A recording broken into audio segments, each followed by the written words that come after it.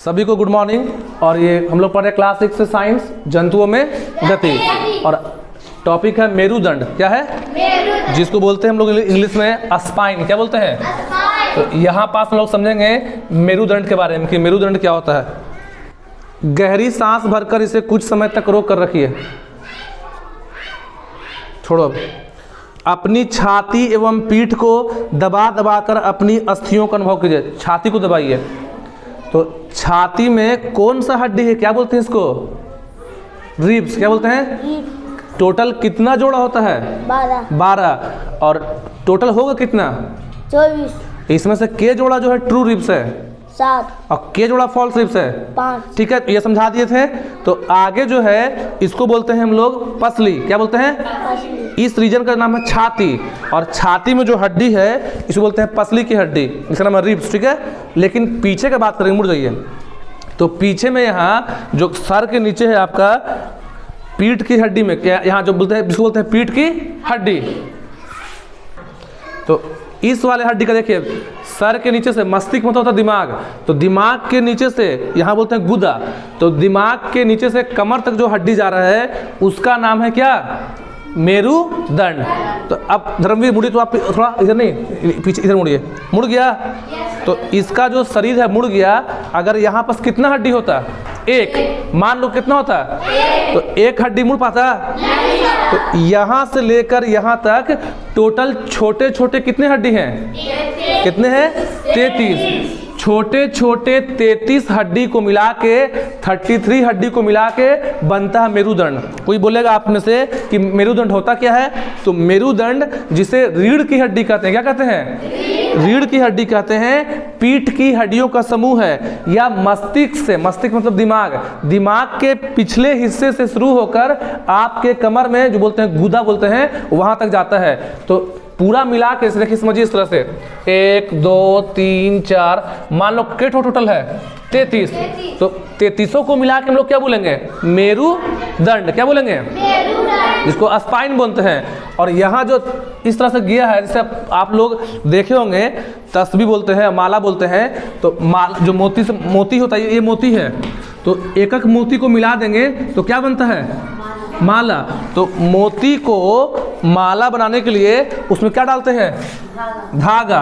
तो उसी तरह से इन 33 हड्डियों में एक धागा जैसा कुछ गुजरा है, तो इसको बोलते हैं स्पाइनल कॉर्ड बोलते हैं। Spinal cord, CORD cord.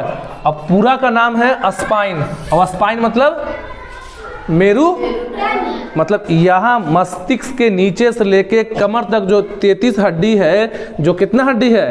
33। जैसे 1 2 3 4 ऐसे टोटल कितना आएगा? लेकिन 33 को मिला के बोलते हैं कि हम लोग मेरुदंड। क्या बोलते हैं? और उसमें से अगर खाली एक का बात करें कि जो एक हड्डी है, तो इसको बोलते हैं हम लोग क्या?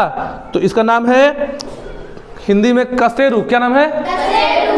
हिंदी में बोलते हैं कशेरु। क्या बोलते हैं?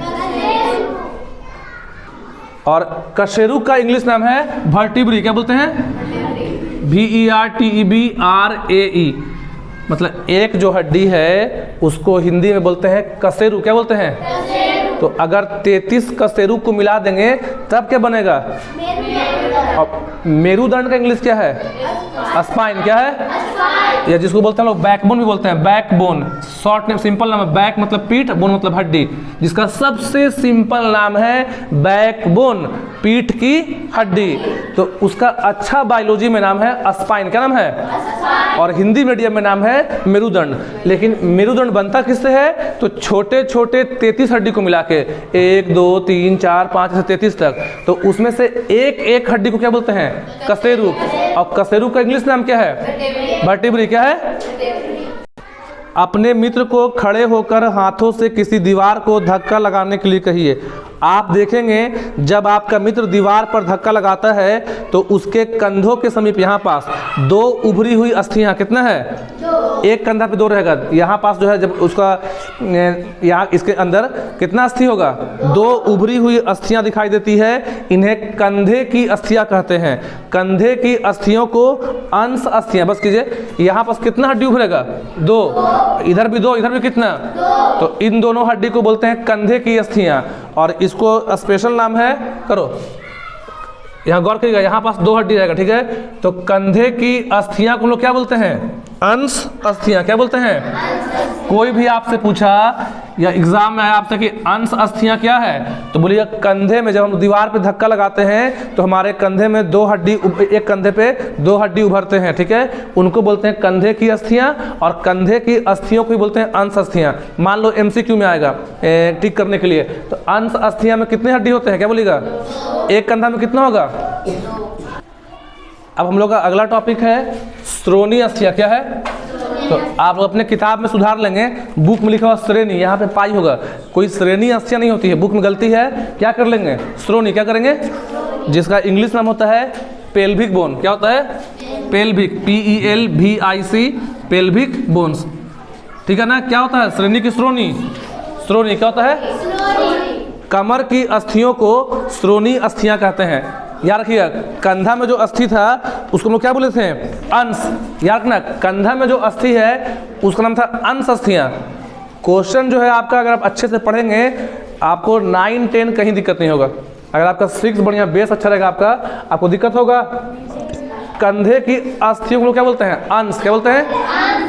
और कमर की अस्थियों को बोलते हैं हम लोग श्रोणी। क्या बोलते हैं?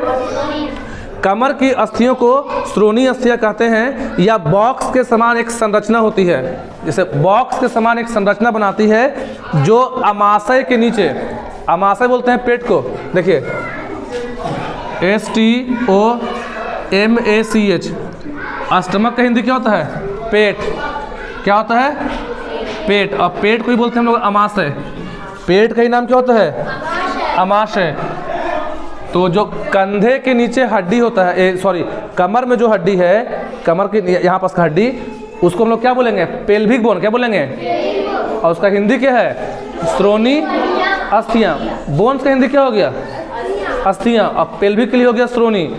तो इसका क्या काम है? देखिए, इसका काम है अमाशय, पेट के नीचे, जो अमाशय के नीचे पाए जाने वाले, अमाशय बोल रहे पेट को, तो श्रोणी अस्थियां का मेन काम क्या है? कि आपके पेट के नीचे पाए जाने वाले विभिन्न अंगों की रक्षा करना तथा उनको स्थिर रखना। औरतों मतलब बोलते हैं माताओं में, यहाँ पे मतलब कहने का मतलब फीमेल्स। तो फीमेल्स का जो श्रोणी अस्थियां है वो मेल्स के कंपेयर में थोड़ा क्या होगा? बड़ा होगा। क्यों बड़ा होगा? तो बड़ा और होता है कटोरा नुमा। मतलब फीमेल्स का जो श्रोणी अस्थियां है, पेल्विक बोन्स है, वो मेल के कंपेरिजन में बड़ा भी है और कटोरा नुमा है। क्योंकि जो फीमेल्स होती हैं उनको बच्चे को क्या देना होता है? जन्म देना होता है। और माँ को जो है बच्चे को गर्भ में जो बच्चा पल रहा है उसको रखने के लिए, करने के लिए, देखभाल करने के लिए और जन्म देने के लिए।